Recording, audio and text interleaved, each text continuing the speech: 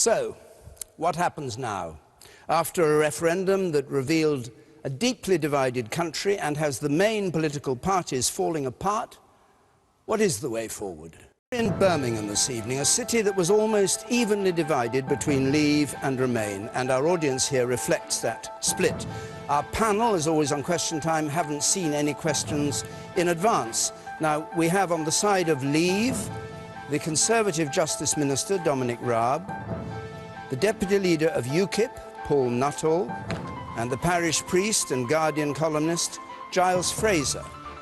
And on the side of Remain, the Conservative Business Minister, Anna Soubry, the SNP MP and former First Minister of Scotland, Alex Salmond, and Labour's Shadow International Development Secretary, Diane Abbott. Please, Chris Abbott. Project Fear has failed. The peasants have revolted. After decades of ignoring the working class, how does it feel to be punched in the nose?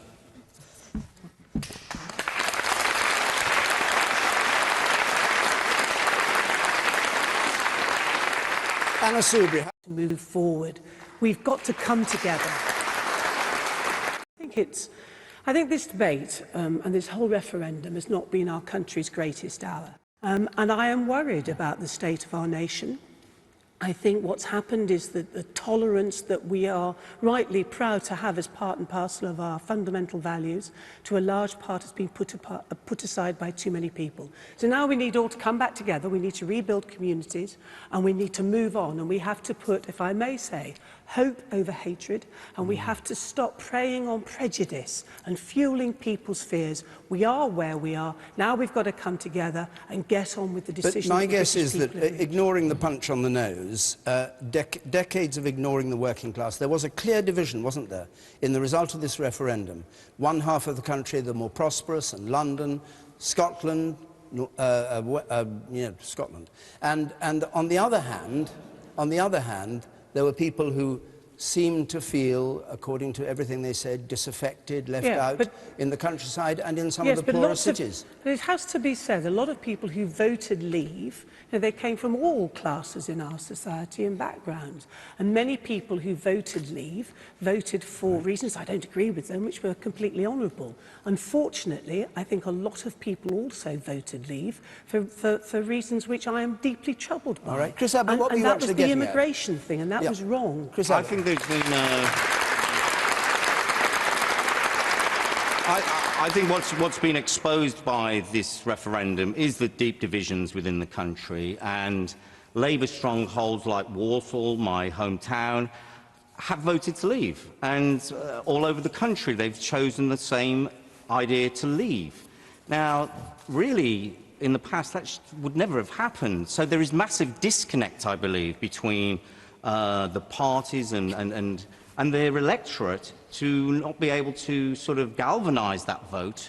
OK, Giles Fraser. Did you say Walsall, sir? That's where you're from. I mean, I was a vicar in Blakeney Heath for a little while, so I know exactly where you're from. And these many people there feel left behind by globalisation, feel they haven't been listened to, attended to. Absolutely. And I understand the anger that comes from that. I think the anger, some of the anger has been misdirected. Some of that anger has been exploited by the far right in absolutely disgraceful ways, and that has to be said. But that anger is. Who do you mean by the far right? Well, UKIP? Are you talking about UKIP? I do. Yeah, I do think. I think that UKIP poster was absolutely disgraceful, and I think it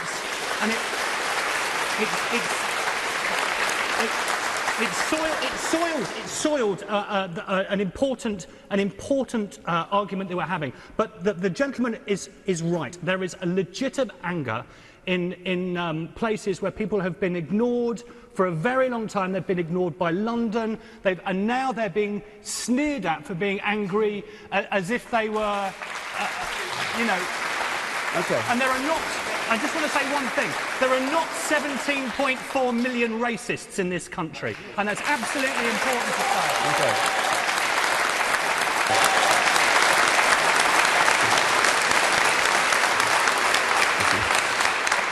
Do you want to respond to what he said about UKIP?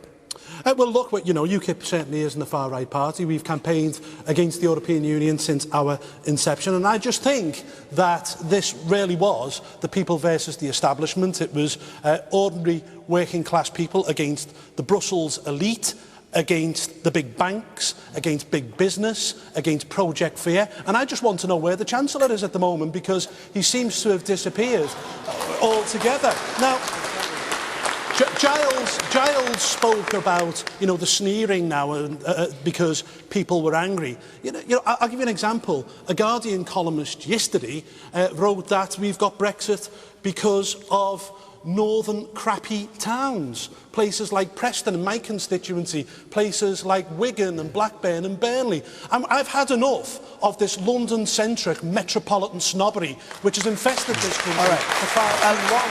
All right, okay, Paul, enough. Alex Salmond. Well, I can exclusively reveal where the Chancellor is. He's been kidnapped, but nobody's going to pay the ransom, and that's why I'm saying it. But in reality, let's face it, there were two Project Fears, not one Project Fear. There was the Project Fear on the economy, led by the Prime Minister and the Chancellor, but there was also the other Project Fear, and that's the one on immigration, which was at the heart of the Out campaign. And the consequences, given that the Out campaign won, the consequences for society of that Project Fear, I think, are very deep. And therefore, the first thing that politicians should be doing, not worrying about the dislocation in their own parties, should be worrying about the dislocation that might cause in communities. Now, I am not a signed-up member of the British establishment. I really am not. And I'm extremely proud that the one political leader who wasn't turned over by the electorate on Thursday was Nicola Sturgeon, who got a resounding vote to remain in Scotland and Europe last Thursday. But I do recognise that the political establishments who have been rejected by their electorate better start facing and better start reconnecting, and how you do that, and how you offer people hope, because there is only one antidote to fear, whether it's fear of the economy or fear of immigration, and that's to offer people hope and a way forward. Okay, let's hear from some members of our audience. You at the back there. I think that it's really important to acknowledge the fact that acknowledge the role that the media has to play in all of this. If you look at most of the tabloid press on a daily basis, much of the nuanced debate has been lost about sovereignty, etc., and it's just immigration. And I think, I mean, speaking from the point of view of the teacher, you know, certainly our younger students, if the only thing they're hearing is this one-note debate of immigration, then that's all they're going to hear, and they're going to ignore the rest. Okay, here in pink, and I'll come to you afterwards. Yes. I think it's far too easy to distill the results from Friday down to immigration. I think that's patronising, and I think it's far too easy.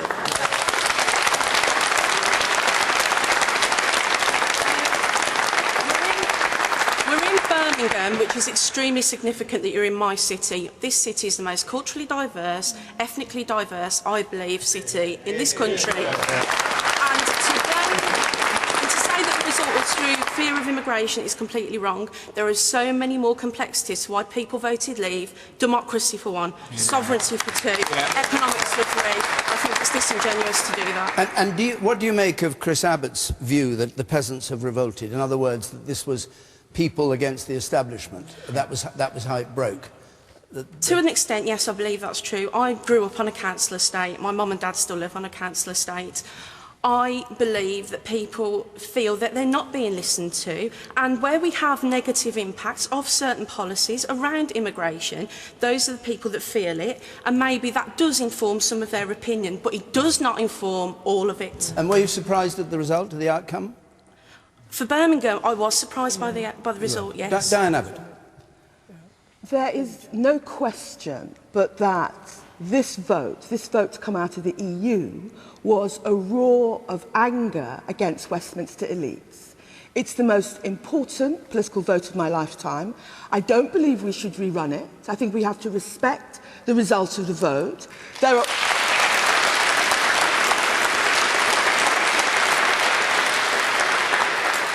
are also good progressive reasons to want to come out of the EU. Tony Benn, all his life, campaigned to come out of the EU. the young lady in the audience is absolutely right. To pin this all on immigration would be false. I mean, why did places like Birmingham, Rotherham, Blackburn, Sheffield, places with very large South Asian populations, go out and vote to leave? Hang on, just let me finish. But we do have to accept that immigration did play a part, because as we know, and the Bank of England have said this, trade unions have said this, and indeed Lord Rose of the Remain campaign, that uncontrolled mass immigration drives down wages, particularly in working class. But we're not going to refight the campaign, Paul.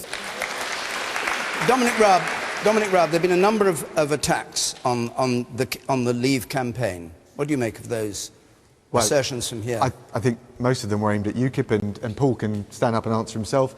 Certainly on my side and in Vote Leave, we tried to talk about not just immigration, but the huge opportunities for this country to go from strength to strength, be a global player in the world, take back control of our economy, take back control of our democracy. But look, frankly, we can rerun that debate. For me, it was 4 months, and I think people got quite tired of it at the end. We've also had at the end of it a remarkable direct democratic mandate to leave. 17 million people, turnout of 72%. In my lifetime, I've never seen anything or anyone get a democratic mandate like that. And 3 things I think have to happen now.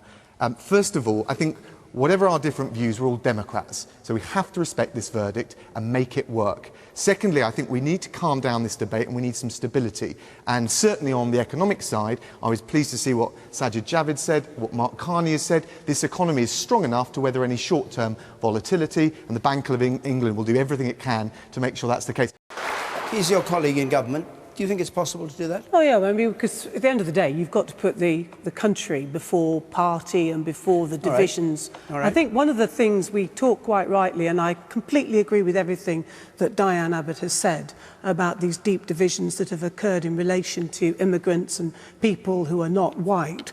The other thing that concerns me is about the views of a lot of younger voters who feel that for their generation, their opportunities in many ways have been stolen. If I may say, this is their view, I don't necessarily subscribe to it, but I think it has a lot of merit. They feel another generation, older people, have taken away their opportunities for the future, and a lot of young people do feel that. All right, you. I take massive issue with the fact that this has been portrayed as a working class revolt. Usually, working class revolts aren't headed by people like Gove and Boris Johnson. And who argue it's an investment banker. Yes. Does the panel believe the EU will punish the UK for leaving to quash any similar rebellion in Europe? It comes to the point that Dominic Raab was making. Do the panel believe the EU will punish the UK for leaving to quash any similar rebellion in Europe? Who would like to start on this? Dan. Well, I mean, it's not going to be an easy negotiation for 2 reasons. One reason is, of course, that the UK doesn't have a negotiating platform. I mean, the way to minimise the economic damage from Brexit was to say, right, we'll go for the European Economic Area, we'll go for some sort of associate membership like Switzerland or Norway. But the difficulty with that, of course, is that the bulk of the Leave campaign were against free movement of labour, because immigration actually was at the heart of their campaign. Therefore, they couldn't argue that. Therefore, there is not a serious proposition to negotiate with. You mean the Leave campaign don't have a view about what they should do? Well, the Leave campaign, I mean, I compared it to there was that Robert Redford movie when he wins a Senate election in California, then he turns to his campaign manager and says, what do we do now? You know, that's a bit like the Leave campaign in Friday.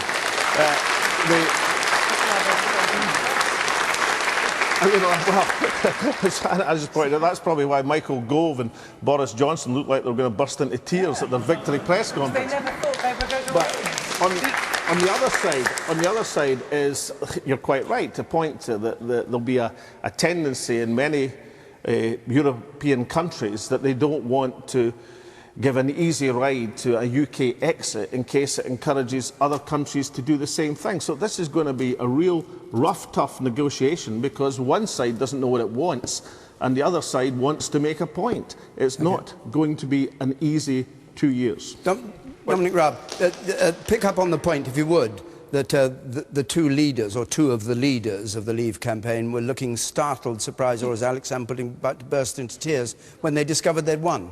Well, we're all because they don't know what to do. We're all a bit sleep deprived. But look, we're damned if we do. You're all a bit what? Sleep deprived, aren't we? It's a long campaign. But look, the bottom line is... Do you know what you're going to do? Yes, but how long are you going to give me to give you the explanation? But look, the bottom line is the more we said about what we're going to do, the more they were setting us up to criticise us because we're a campaign, not a government. But the lady asked about, or the gentleman asked about vindictiveness. The EU statement by the three presidents said very clearly that we were going to have a close partnership. Angela Merkel specifically rejected the idea of a punitive approach. And there's a good reason. Is because there's German elections coming up in 2017, and there's no German Chancellor in their right mind that would approach that looking to put out of jobs manufacturing exporters, and we know that the European firms sell us £68 billion more in goods and services each year than we sell them. Doesn't have to be done fast, as Jean-Claude Juncker said. So we were told in the lead up to this campaign that actually we'd be hung out to dry for years, creating interminable uncertainty. Now actually the EU is saying they'd actually quite like to crack on. That's good for us, that strengthens our leverage, we can take our time, we can trigger Article 50 whenever we like, but actually... They want to crack on, but you want to take it easily, and that plays into your hands. So we can trigger the formal negotiations when we choose, that's our right, but the fact that the EU actually would quite like to see this through sooner rather than later will focus minds and strengthens our negotiating leverage. Anyone that's done a commercial or a diplomatic negotiation will tell you that's the case. We have to now make sure we get the best deal for our country. But may I say that only yesterday I was with somebody who has a small business who told me he's already lost, this is the real world, he's lost 2 contracts, were cancelled on Friday as a result. So we are in an immediate economic shock. That's why I can tell you where the Chancellor is. This is true, and this is what has been happening. So, for example, I've been involved, as has Sajid Javid. This is stuff we can't talk about, but behind the scenes, putting that stability in. There's some very important work in relation to the steel industry, which I'm sure you're all aware of, which is extremely sensitive, which is now, we are very concerned about our economic situation. That's the work we are doing, and it has to be done privately. The Chancellor of the Exchequer is sitting crafting his resignation speech right now, is my opinion of what's happening. But I disagree with the gentleman. Alex, do you think he judged it wrong? Do you think he judged the whole campaign wrong? Sorry, not once in this campaign did I endorse the fear tactics on the economy. Neither did Nicola Sturgeon, who made a point of saying that is not... I mean, we had a bucket full of that sort of stuff 2 years ago in Scotland. And I would never endorse that sort of campaign. But there is an old saying in politics, in American politics, if you break something, you own it. And it's the Brexit campaign who won the referendum across the UK, and now they have to tell us what the future is. You cannot expect the politicians, and David Cameron was right to resign, and the Chancellor will be right to resign, who argued against it, to act as if they can do something. So who do you want to speak for? Who do you want to speak for the Leave campaign? Do you want to hear Boris Johnson on it? Who do you want to hear? The Conservative Party of Michael Gove and Boris Johnson, and we'll see if they're as good at the helm as they were when they were trying to sink the ship. Is that what you expect to see? Well, firstly, I want to see a Brexit government, because after all, the Brexit side won, and I want to see a Brexit government, someone who I am confident will go out to Brussels and negotiate hard on our behalf. Brexit government, Paul? Well, it's going to be one which is obviously going to be headed by Gove or Johnson, I would suspect. And nobody in the government who was in favour, not Anna Soubry. Well, of course, Anna could be part of the cabinet. She can't, because she was a Remainer. But at the top of the government, it will no doubt be either Gove or Johnson. Now, you asked what would happen next. Well, of course, as an MEP, I'll be out of a job, which is probably a good thing. Hang on, when do you think you'll be out of a job? 3 years, 4 years, 5 years, 6 years down the line? Well, there will be no more European elections, and that'll be a good thing. So it depends from where, the moment when Article 50 is triggered, it will be 2 years, and then we'll be out. Okay. And look, we can have a bespoke British deal. We have a huge trading deficit with the European Union, which means in many ways they need us more than we need them. There's elections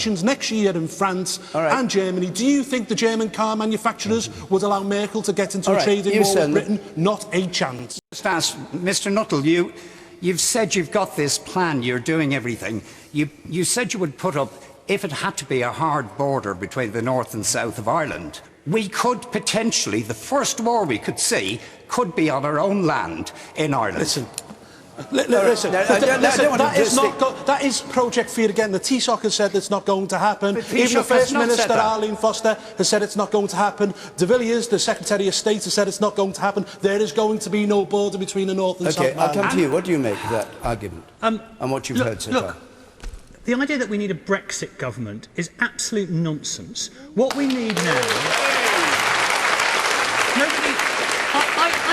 I didn't vote for Michael Gove. I didn't vote for Boris Johnson when I voted for Leave. I didn't vote for that. And it wasn't like a general election when you're voting for people. What we need now is a coming together. We probably need a government of national unity at a time like this. Referendum result, but something just under 500 of 650 MPs in the House of Commons are Remainers.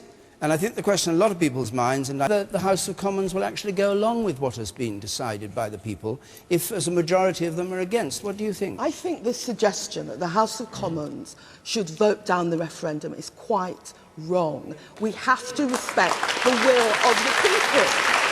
But I will say this. I thought Paul Nuttall talking about wanting a Brexit government was quite chilling. Presumably this is a government where UKIP has the whip hand. I don't think anybody voted for that last Thursday.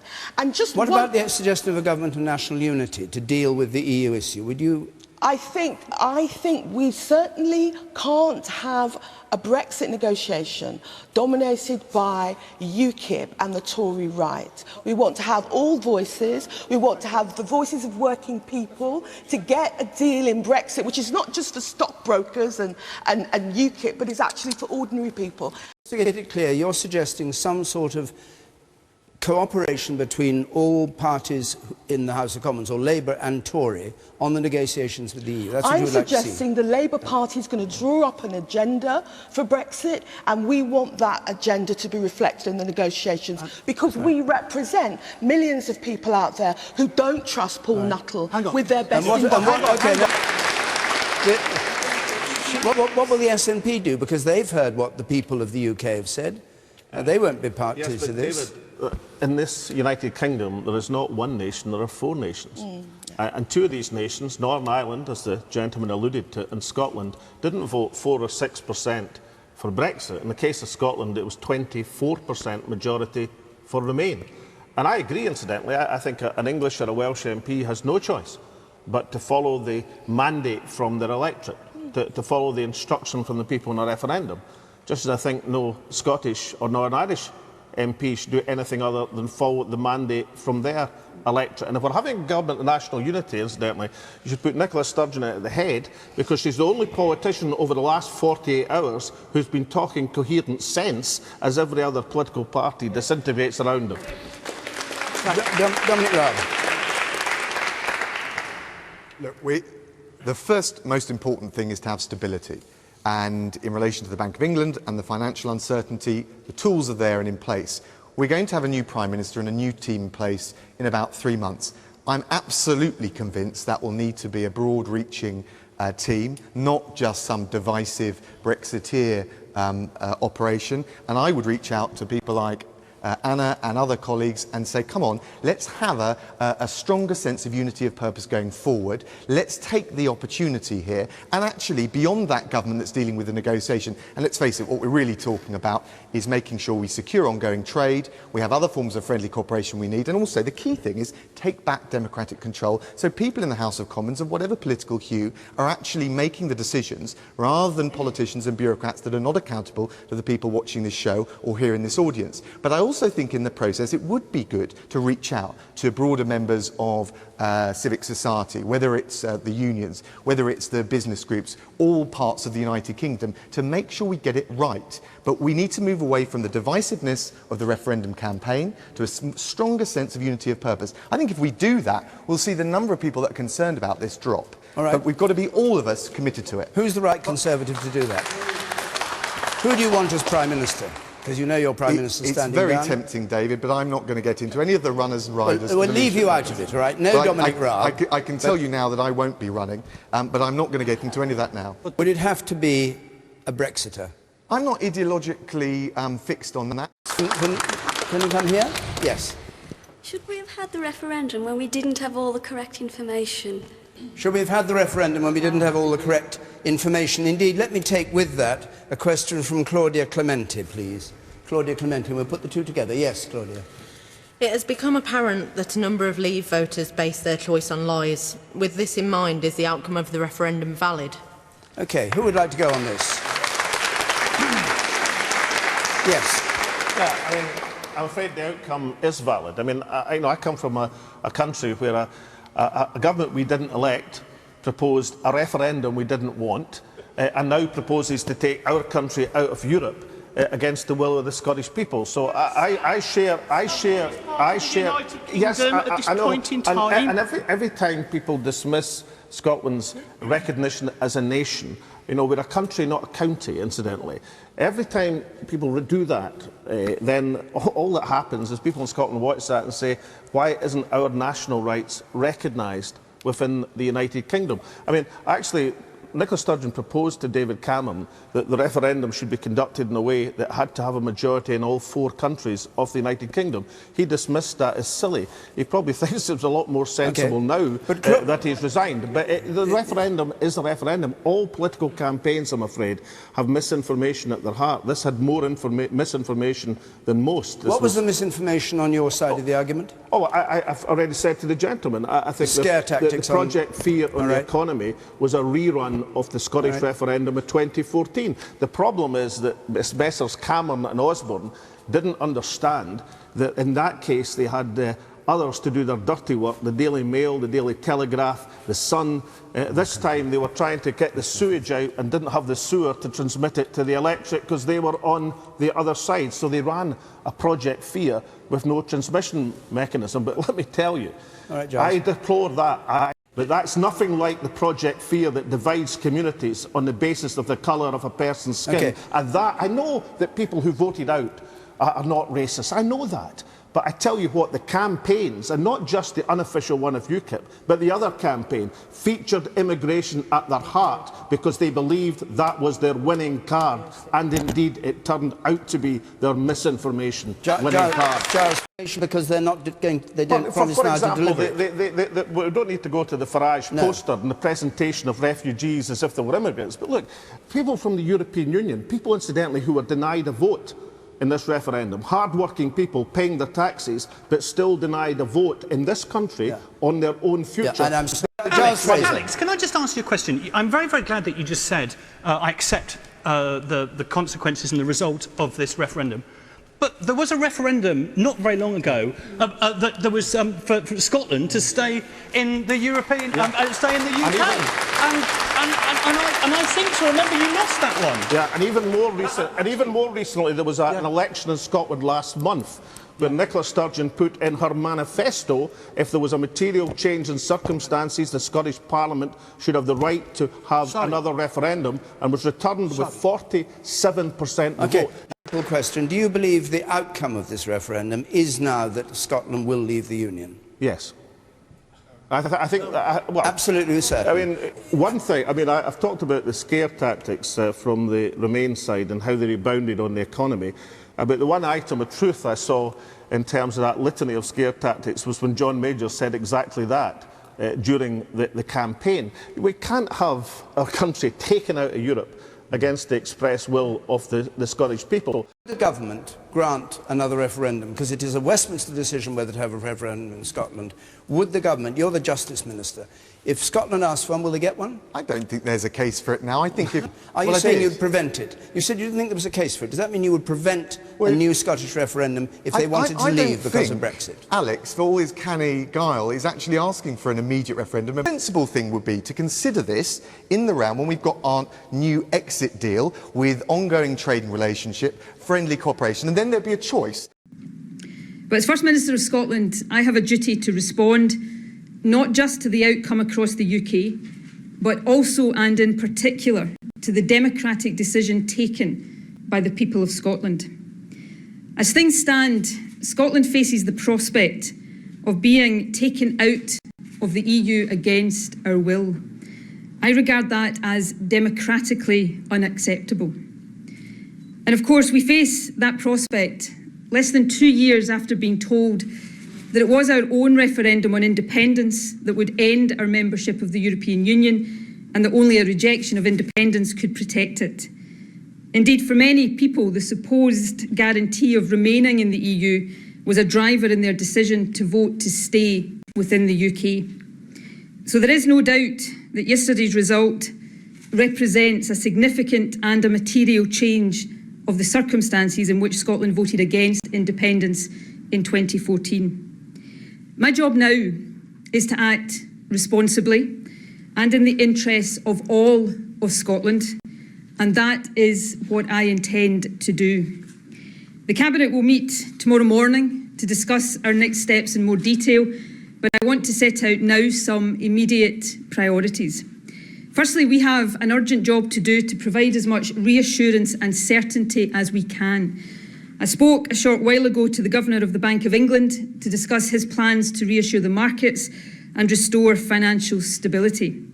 Starting this afternoon, ministers will be engaged in discussions with key stakeholders, particularly in the business community, to emphasise that as of now we are still firmly in the EU, trade and business should continue as normal, and we are determined that Scotland will continue now and in the future to be an attractive and a stable place to do business. Our Resilience Committee will meet later this afternoon to oversee these immediate actions. Secondly, I want to make it absolutely clear today that I intend to take all possible steps and explore all options to give effect to how people in Scotland voted.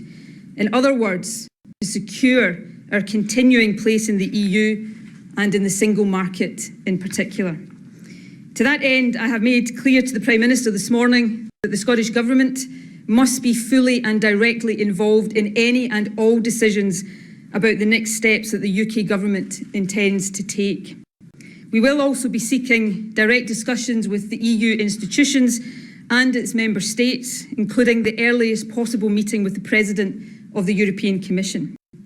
I will also be communicating over this weekend with each EU member state to make clear that Scotland has voted to stay in the EU, and I intend to discuss all options for doing so.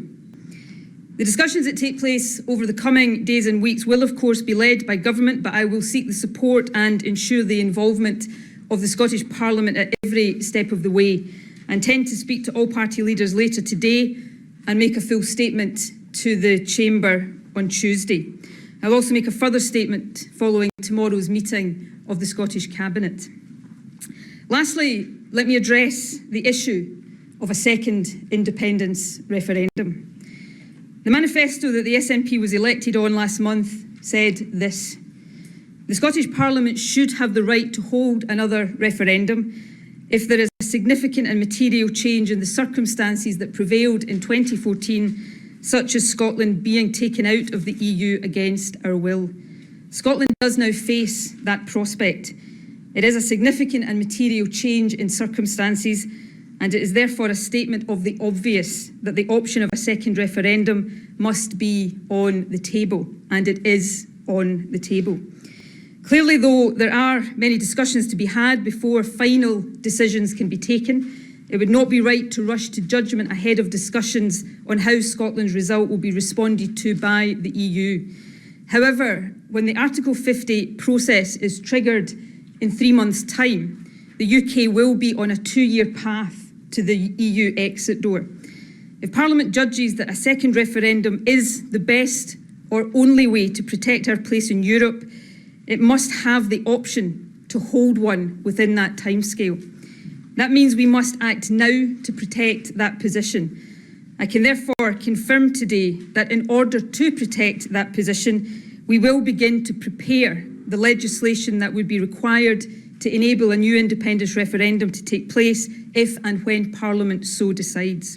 And let me also be clear about this. Whatever happens as a result of this outcome, England, Wales and Northern Ireland will always be Scotland's closest neighbours and our best friends. Nothing will ever change that. Colin.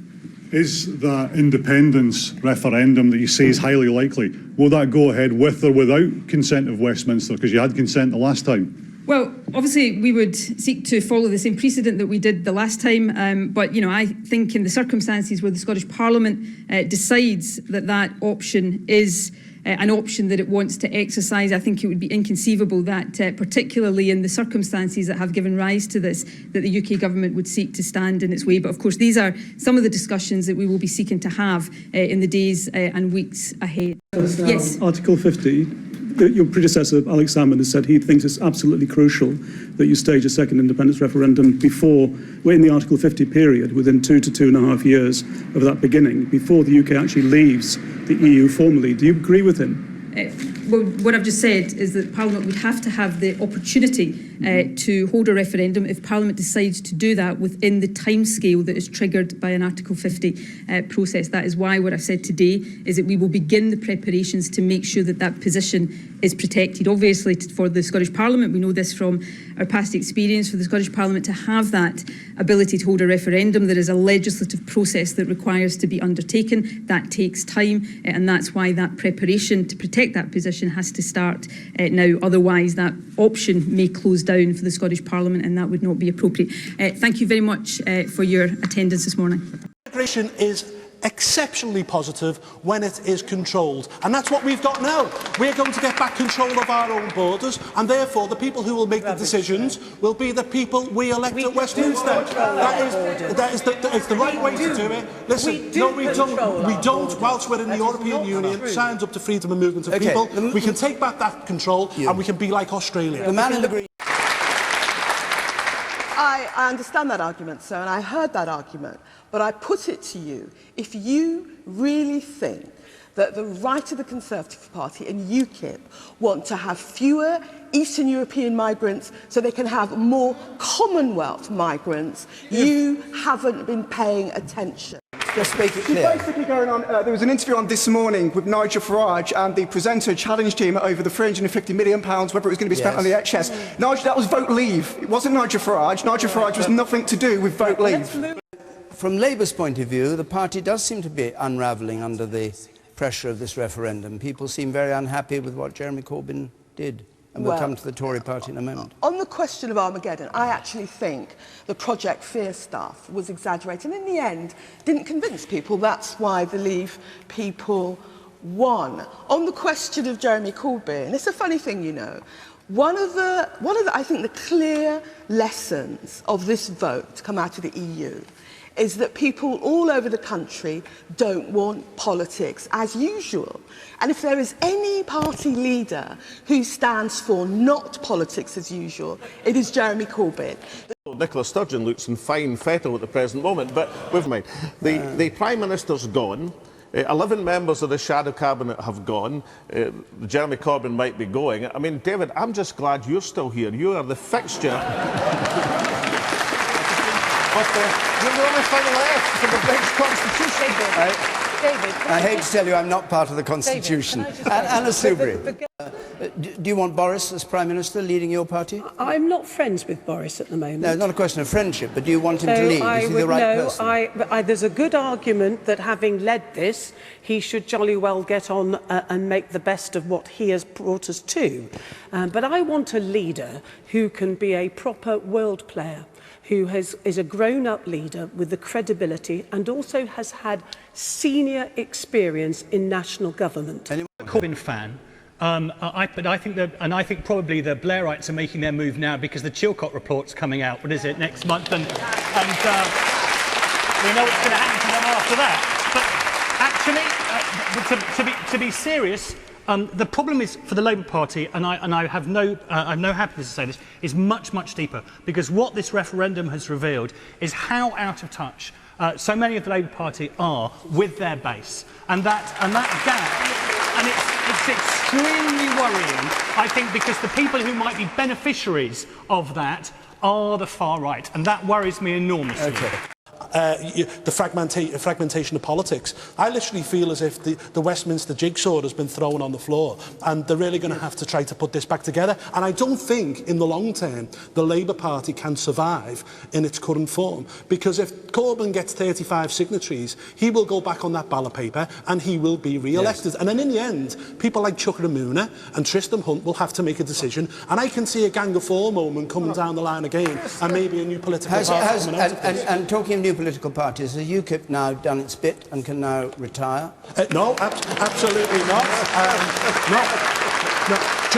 Giles said that there is a fragmentation between the Labour Party, Parliamentary Party and its base, particularly in northern working class seats. That's where UKIP's future lies. They had the biggest votes for Brexit and we're doing exceptionally well in those areas. About the political class being broken, I don't see how or trust in the political class being broken. If that's true, and I hope it's not, and I hope it's salvageable, but I don't see how the answer to that could be to ignore the outcome of a referendum where we've got the biggest direct democratic mandate for change in recent history, certainly in my lifetime. So I think the answer has to be to respect that verdict, but make sure and try and find some stronger unity of purpose as we go forward in the manner with which we conduct that exit negotiation. My thanks to our panel and to all of you who came here to Birmingham this evening. From Question Time, good evening.